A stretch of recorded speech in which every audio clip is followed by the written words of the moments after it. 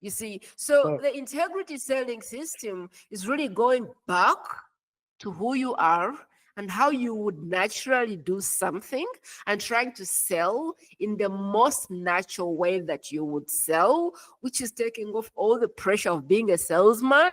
Because a lot of coaches, a lot of mentors, a lot of experts, they are really problem solvers. They're no salesmen.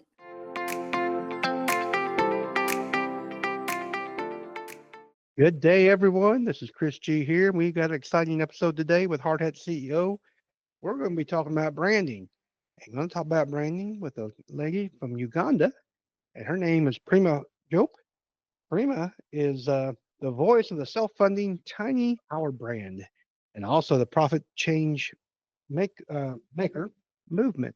So please help me welcome Prima. Prima, how you doing today? Very well, Chris. It's such an honor to be on your show. Thanks for having me. Well, thank you. Can you tell us a little bit about yourself before we get going here? I know you're in Uganda and you do branding, you do a lot of other stuff too. The best way I like to start on shows is like just give a quick rundown of like how we even got here. We'll start Like running. as Chris already shared, I am born and raised in Uganda, and it's very funny because when I grew up, my dad was very keen with success and how to get it and what to do, what not to do, and so he had this code going on that he handed over to us. And success was supposed to be go to school, become a lawyer, an engineer, a doctor. And anything besides that meant that you had failed. So I had to think about success in that way. But the funny thing is, as I grew up, I didn't quite like the version of success that my dad had for me, but I didn't really know like what was success supposed to look like for me. So I remember going to school, I remember getting a degree in engineering, and I remember getting an engineering job, going on to be like an employee in a company that was doing 3 billion. And I remember sitting on my computer one day and saying, like, really? Like, is this success? It doesn't feel like success to me. Like, I always wanted to do business.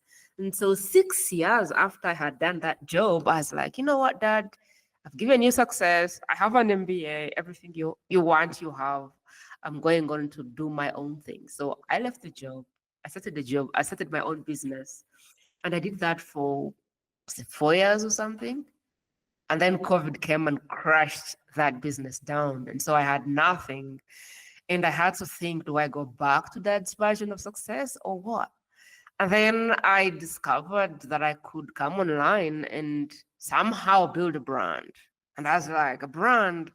Like, who wants to listen to someone from Uganda, a country where people are just starving? Like, who cares about Uganda, a place with no roads, no internet? Like, who wants to learn about anything from, someone like me? And I was there thinking, like, who really cares?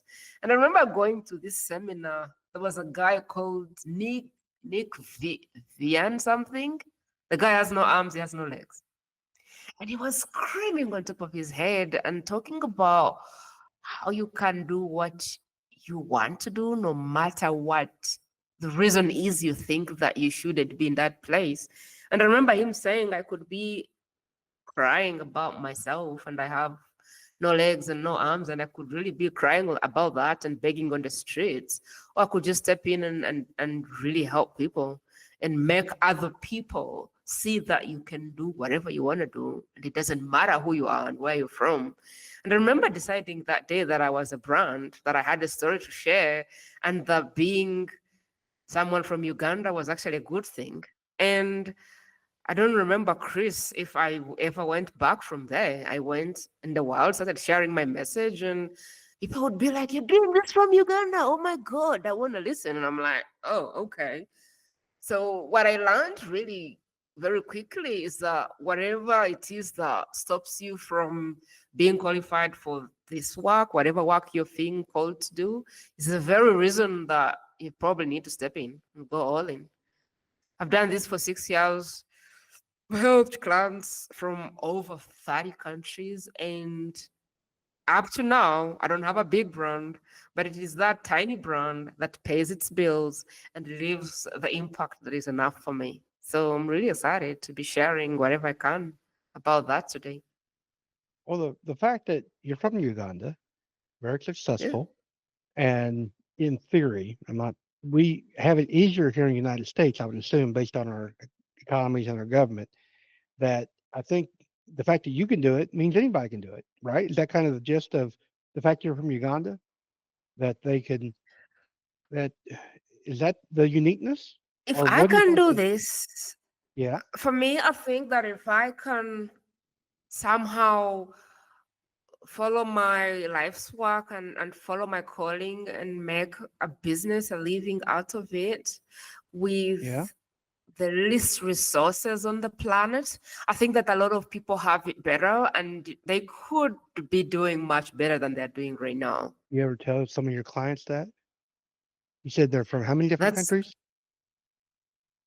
over 30 countries. And they all tell me that when they see me doing this work from Uganda, they're like, you know Yeah, what, I need to get out of my own way. I'm in New yeah, York City, I there you have go. everything, and I am still complaining. And so a lot of my clients hire me because they're like, how do you do this from Uganda? I'm like, you gotta be resourceful.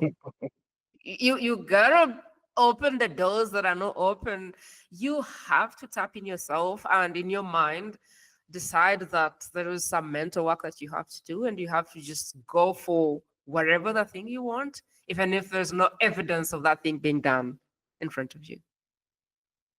One of the topics in my notes here is that you talk about being the best kept secret in your industry. Yeah, So yeah. we don't want to be a secret, right? We want everybody to know who we are.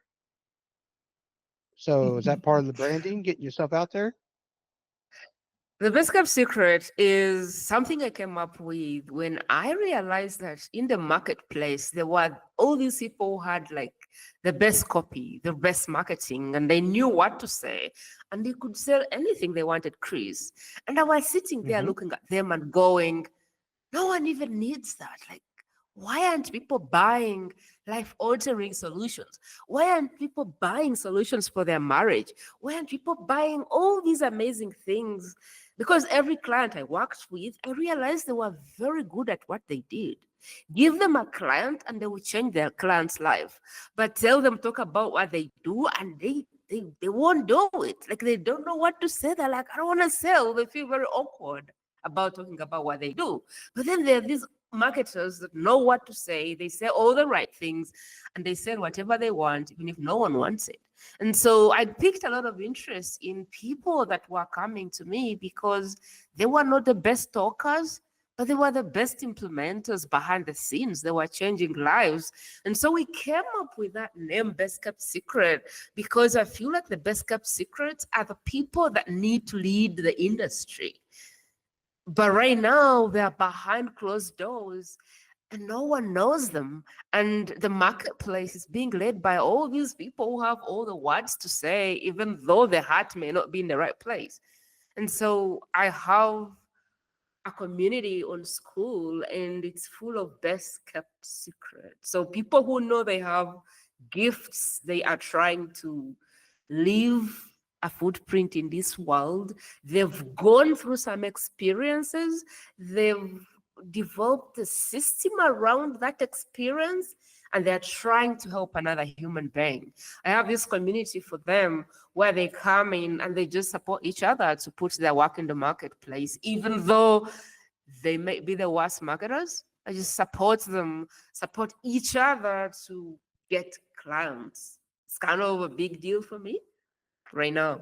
You're talking about the people who had the right thing to say. Well, that it's hard. You can't really say that they're not authentic all the time. Now, some of them aren't, and some of them are, right? But the ones that you're talking about Yeah. that are secrets aren't. They're very good at what they do. They're just not good at promoting themselves, right? Yeah. It's not like every marketer is bad for sure. I love marketers, but there is a lot of things that get bought in the marketplace just because people know what to say. And there's all these people who are best kept secrets who have no idea how to market what they do, but they could be changing lives. And I'm like, can I hold a microphone for everybody? Can I say enough about these best kept secrets? Can I put them in the same place? And can I say, well, watch, we have the best talent over here. Let's support them. I even have a podcast where I interview them and help them put their work in the market. Right. I think my passion for that goes so deep because I look at myself and I go, I would have been in Uganda as the world's indeed best kept secret, dying in a 9 to 5, trying to have success like my dad wanted it. And I don't know how somehow I got my nose out and started to do what I wanted to do and started filtrating the marketplace. And every time I look at myself, I go, who knew that this could come out of Uganda? And I'm like, I want to be the microphone for everyone that feels like they have life altering work, but they don't have the skills to be as good of a marketer, as good of a salesman, as good of whatever, famous, whatever people are looking for on the internet. Speaking of internet, if I was to look up how to build your brand, what Yeah. what kind of advice that you're not going to get on the internet that people need to know? I think my advice is very controversial with what is in the marketplace because a lot of people are trying to build a brand. They're trying to Hmm. build the big name brand. But what happens is behind the scenes, there's so much information in the marketplace that people don't care anymore. And people don't know who to trust. So now people look at what you're saying and they go, but who is this person? And what have they done? And if they don't know what you've achieved, they're like, no, that's another person making noise. What I find in the marketplace is that there's all this advice, build your brand, share value. And there is people doing that for years and nobody cares. And they pack their bags and they go home. People build a brand and build a brand, Chris, and build a brand until nobody cares. Because when people are looking for solutions, they're asking the question, who are you? And if you can't answer that question, what have you achieved? If you can't answer that question, they're out of the door. What I teach, though, is a tiny power brand, which is okay, Chris, how do we get clients now? How do we build that small thing that pays its bills? How do we get the clients in the door right now? How do we meet people where they are? How do we do the unscalable stuff so that we have enough runway to now go at the big brand?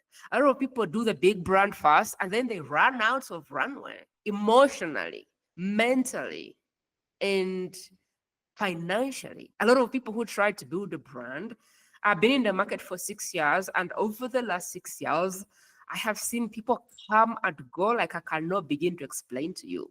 How many people come with their talent and they just disappear because they're trying to build this mega brand, and that mega brand needs you to have the runway and the mental ability to keep going at it, even if it takes you 25 years.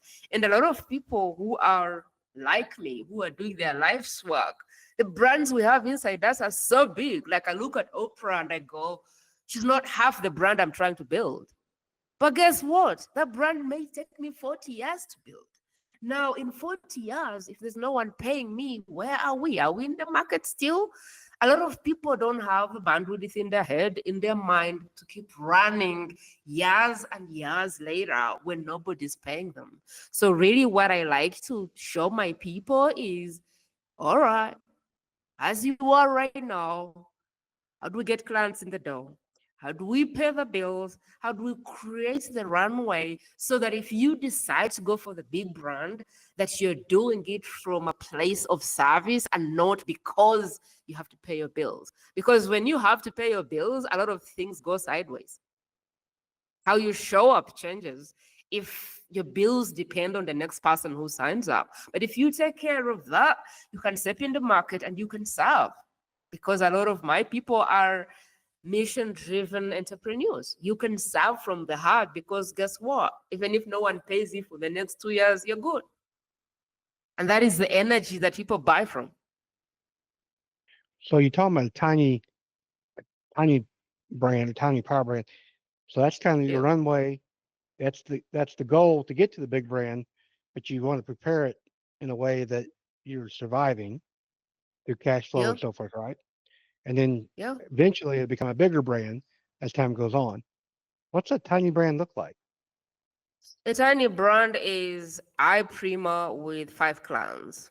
I Prima every day. I go on Facebook and I message 5 people and I sit with them and I talk to them one on one and see if I can help them. A tiny brand is you're doing the unscalable stuff. Instead of writing content to the world, you're talking to people one on one and you're sitting with them in a Zoom room and you're seeing if you can help them. A tiny brand is a small group you have, which is like 100 people that you're serving one on one who are hiring you and paying you. A lot of people are trying to scale, they're trying to automate, they're trying to do all these things, but nobody cares about them. But there is this one on one thing. There is this person to person. There is someone in a Zoom room with another person, and those bonds are leading to sales. But everyone wakes up and they begin to automate everything, and they begin to scale everything, and they begin to have the brand and the podcast. And I'm like, really? And no one is paying them in the meantime. It's been a year, it's been 2 years, and I'm like, why don't you just scale down and be a human being on the internet and see if anybody's interested in that? So a tiny power brand is this brand that is tiny and not famous, but which is banking. You have So clients a lot of paying my you. a lot of my listeners are contractors, Mm. and well, every business should be concerned about cash flow, and contractors are no different. What kind of brand can we build to help us in our local communities and really kind of lay that runway to become a bigger brand in the future? Tell me more about what you do and how you do Okay, it. well, contractors, they build, well, they can be a tradesman, like a plumber, electrician, heating and Okay, cooling, or a general okay, contractor, which does everything okay, and sub those out, or even commercial contractors who build buildings. But okay. if you're serving a certain area, then you want to Hmm. build a brand to some extent and reputation. Almost, Hmm. do you see branding as a reputation to some extent? Yeah, yeah, yeah, Yeah. for sure. So if we were to take the example of a plumber, let's say that Uh huh. you were talking about plumbers who want to build a brand as a plumber. I think that for me, the best way for a plumber to build a brand is create a community about everybody that is interested in the plumbing stuff. And the community Yeah. is just people talking about one subject. It can be golfing, it can be piano, it can be plumbing, it can be whatever. The internet has allowed us to reach as many people as possible, even if the interest is like this small. And so for me, what I see as the best way to build a brand is to create a space where everybody who has that interest can come and facilitate a conversation. And off of that, open another space where people can pay for certain services, access to you and your help. But the first thing is to gather these people together and facilitate a conversation and have them talk to each other. People like buy services and all of the things, but what really people want is a belonging. It's a community, is to connect with other people. This is why when we go to like a business meeting or a business conference or wherever, there's all these speakers talking, and then there's break time. And in break time, I'm like, hey, I'm Prima, I'm from Uganda. What's your name? So I find that a lot of people magnify the business, but really for me, what I find most interesting is lunch hour and break time where I get to connect with people. And so what I encourage my people to do is bring people in the community and amplify the break time and the lunch time. Facilitate that, what happens in the business meeting at lunch and break, and then the business will take care of itself. The business is the 20% and the people is the 80%. So if you can bring people together and facilitate that lunch hour or break hour in the community, the result is that there will be a percentage of people who want to go further with you and get access to you, and these people will pay you for whatever the services you have. But to bring them together is the best, is the simplest way to build a brand. Like the simplest way is to just gather these people in the community and then understand the monetization bit from there. And you have a system called integrity selling. Yeah. And how does that work? Obviously, go with my plumber example, or anybody else for that matter. How What do you mean by integrity selling? I mean, do what you say and do it and say what you do, or Integrity selling, it's a system that honors how you're wired. So there's gurus on the internet with webinars and the perfect script and say this and this, and people will buy. And then there is Yeah. people who say a lot of things, write this, copy this heading, and people will buy. And then there is people to people kind of people. So there is a way that you would naturally sell if there wasn't all this hype about how you should do it. And so the integrity selling system is a system that honors how you like to sell. I am not a webinar person. I am not a perfect script person. I am not a hype person. I am not the guru person, but I'm a person to person. I'll sit with people and I will talk to them and I will meet them where they are and I will present my offer. I'm the kind of person who would love to sell in person. Let's sit on a bench. Let's talk about what you're going through and can I help you? So there is a lot of misconceptions when it comes to selling services and how you should do it and what you should say. And a lot of that, personally, when I start to use scripts, I used to feel like I wasn't me. I used to feel like, who is this person? And when I realized they don't work for me, I just dropped them. Now I sit and I listen to people and I ask questions and I say, you may want to hire me for this thing. And people buy. And so there is different ways to sell your system that may sound more like you. Like I tell my clients, if you hate video, don't do video. The goal is to communicate. How best can you do it? I have people that are so good with like content and they can write the best content. Give them a microphone and they will start sweating. And I'm like, then maybe you don't have to do that. If you can write your content and you can talk to people in DMs, and you can jump on Zoom, sell like that. Like you don't have to sweat on live video if you hate it, because guess what? You're competing with someone like me who actually enjoys it. You see, so Well, the integrity selling system is really going back to who you are and how you would naturally do something and trying to sell in the most natural way that you would sell, which is taking off all the pressure of being a salesman.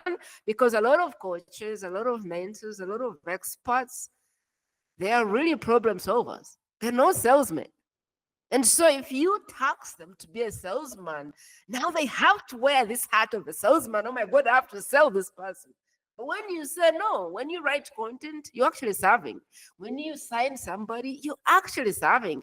Think about a consultant. When your teeth have issues and you go to the consultant, does he sell you or does he just serve you? And so it's taking away this hat of a salesman, which most people see as the door-to-door, I don't know, used car salesman, into your problem solver. Let's just solve problems for people who are already looking for these answers. And so for me, it's a whole flip around. You have to sell, you have to market into like, what if it wasn't that? What if there was a way to just do it while honoring who you are without feeling like now you have to perform and become a marketer. Now you have to perform and be a salesman. Oh my God, and finally you get to deliver your life's work. What if you didn't have to do all those things? What if you could just sit and serve and people could hire you because you're a problem solver? And what if you didn't have to be a better marketer? What if you didn't have to? well, the hat that I want my listeners to wear is the CEO hat and get out of that day-to-day stuff, like the sales if they don't enjoy it. Uh, Mhm. I'm all for if you enjoy sales, do the sales. If you enjoy doing the work, do the work. Find the people that do what they do best. So you could also, in your case, hire your salesman or have your salesman sell through integrity how you want your business to be represented through values and so forth. So you can be able to teach salesmen like that. And if you don't like that style, that particular salesman, you need to get another one. And if they're not willing to change, but the idea is to free them up. Yeah, the To idea do, is because most of my people are like solopreneurs, so it's all of them yeah. doing all the work. And so for me, what I say is focus on what you enjoy doing and Hmm. try as much as possible not to be the person that you hate. Don't be the salesman, don't be the marketer. try and see how you can talk about your work as a problem solver, how you can stay as the person that is delivering the service while finding a way to just help people through it. What if you didn't have to be a marketer? What if you didn't have to be a salesman? What if all of this was just helping people and explaining to them how the thing works? Like, what if there wasn't anything you're trying to do to sell? What if you didn't have to learn the script? What if you could just help somebody make a decision? What if there was another way to look at the selling and this marketing stuff? Like, I have a podcast called The World's Best Kept Secret. And what I do is I sit down with these best kept secrets and I interview them through their work as if I were creating a VSL. I tell them, just sit in your genius, answer my questions, don't worry about it. And I ask the questions because I understand marketing and I understand selling. I ask the questions and I help them deliver their offer. But in their own way, they're just talking about their work. And we get that asset and put it in front of people. And all they have to do is get eyeballs to that asset, because I need them to just sit in their expertise. Like, I don't need them trying to understand all the VSL and all the, I don't need them to understand that, because there is somebody who's gifted to do that stuff, which is what you were saying, like, do your thing and let people do whatever they're good at. So there is so many ways to share your message with the world, and you didn't have to become everything. You don't have to understand everything about taxes and stuff. You can still run a business by getting somebody who knows how to do that thing to actually do that thing and help you. Exactly. Yeah. So you teach us from Uganda. Yep. I'm in Uganda, but there's no client of mine that is from Uganda. Unfortunately, people here still don't understand the work. Sure. I guess. How do Yeah. you get your brand out through the podcast? How do people find you? People How do find you me on promote? social media. People find me on podcasts like this. People will find me on my own podcast. People will find me, but a lot of people find me inside school because I build community for best kept secrets. So I teach what I practice. The best Yeah. kept secrets come together. It's just a different variety of entrepreneurs who are mission driven. They come together and they start helping each other. What's working for you when it comes to this, when it comes to this, when it comes to this? I do this thing, who do you know? It's kind of thing. And then they meet each other and they begin to exchange business. And in there, I can then sell my services, but I build community, which is how people find me. One last question before we go. Talking about read my notes here. Marketing through divine timing. Divine Yeah. being divine being the good Lord, or divine being what? Marketing through divine timing. So the people that I serve are mission driven entrepreneurs. What that Mm-hmm. means is that we are in business because we are called to be in business. What I am doing is my life's work. I'm not doing business for business. It's Okay. life's work. I'll give you an example. Somebody has gone through 10 divorces and has finally figured out how to heal through some stuff. I have gone through a lot of challenges that I've figured out how to get paid even if nobody knows you. Because that was me. I was from Uganda. Nobody knew me. The first transaction I tried to ever do, European banks were like screaming at the customer, there is someone in Uganda trying to scam your account. And they were like, no, she's not a scam. You know, like, how do you get paid when nobody knows you? That is something I have had to go through. And now I have templates and systems to show people that.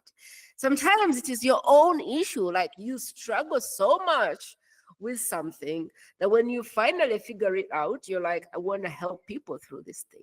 So, what do I mean by divine timing? Divine timing is like, my work exists because there is people who need it.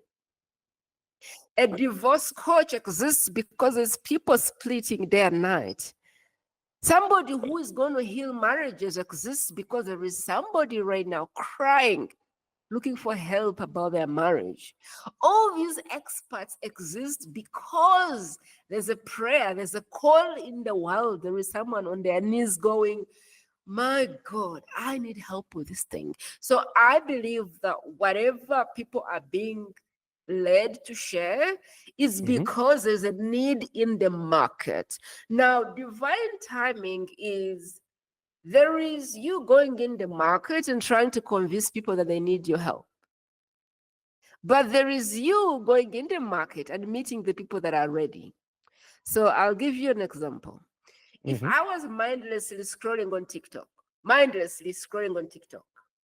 and I had like fire burning in the house, I had like flames, some kind of smells, and I looked at my curtain and there was an angry fire at that curtain.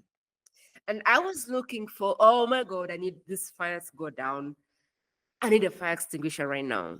And I was going to look for somebody to help me. And I went on Instagram or whatever. In that moment, am I going to look for who has the biggest followers and who has been posting content for the last 30? No, I am going to get the first person I meet and hire them to help me. And so this is what I mean by divine timing. Right now, there is a couple that is breaking house. And if they could get your advice, they could save their marriage. These people are not looking for a lead magnet. They're not looking for marketing. They are looking for somebody who can clearly say, I can help you. So marketing based on divine timing is talking to people who are ready, talking to people whose house is on fire, talking to people who are tired. People might be married today and you go, I can really help you soundproof, rainproof your marriage.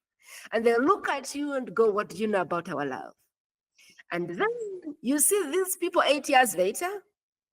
And if you give them that solution, they'll probably just take you on face value.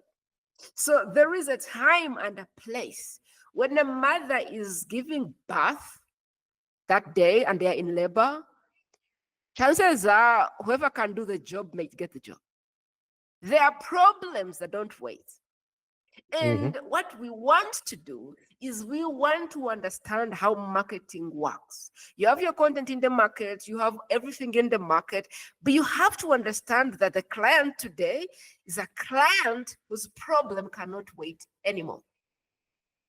I like to joke with my husband. He buys a lot of supplements, like a lot of vitamins and all of those things. And I never pick up those things. I know I need vitamins. The doctor keeps saying buy them. I never pick them up.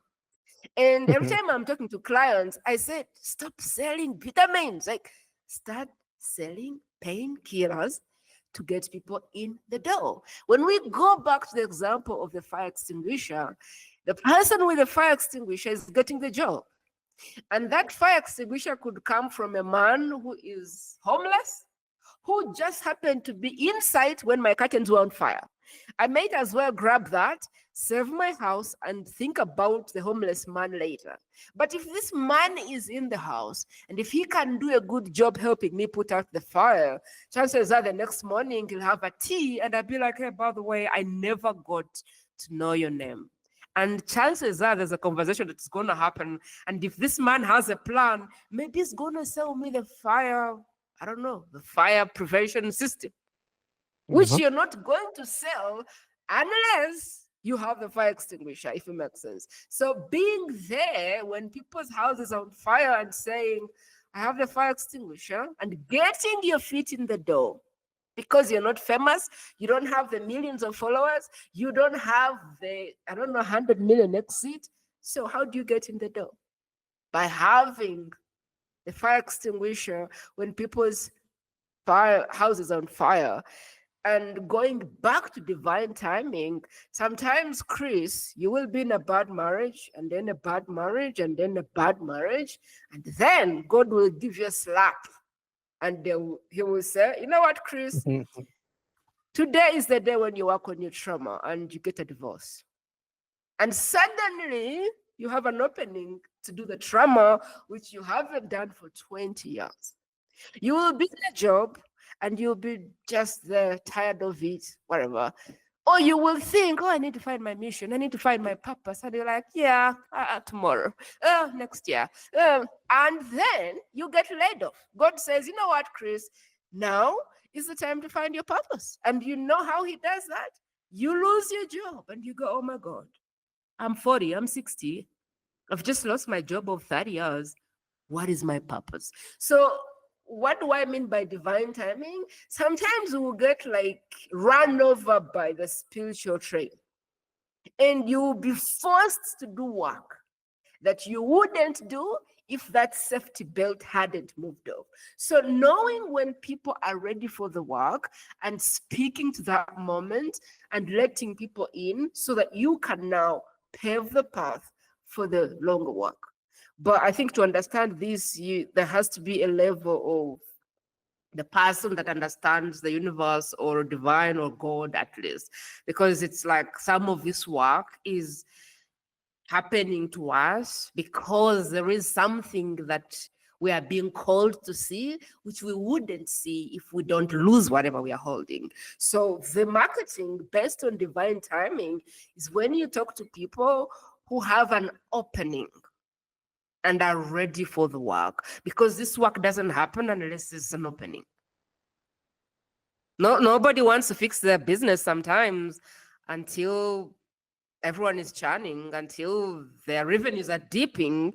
Everything is fine until the husband cheats and oh my God, no, we have a problem. Yeah, but you've had that problem for years. You just didn't wake up to it. And now someone is cheating and you're suddenly awake for what can you do to fix your marriage. So I think that a lot of this is when you start to talk to people who have an opening to solve a problem, you don't need to sell.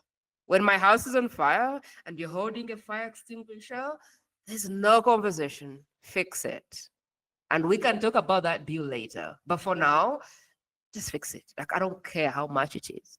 So a lot of people have to sell and convince and cajole and manipulate because they are talking to somebody whose house is not yet on fire.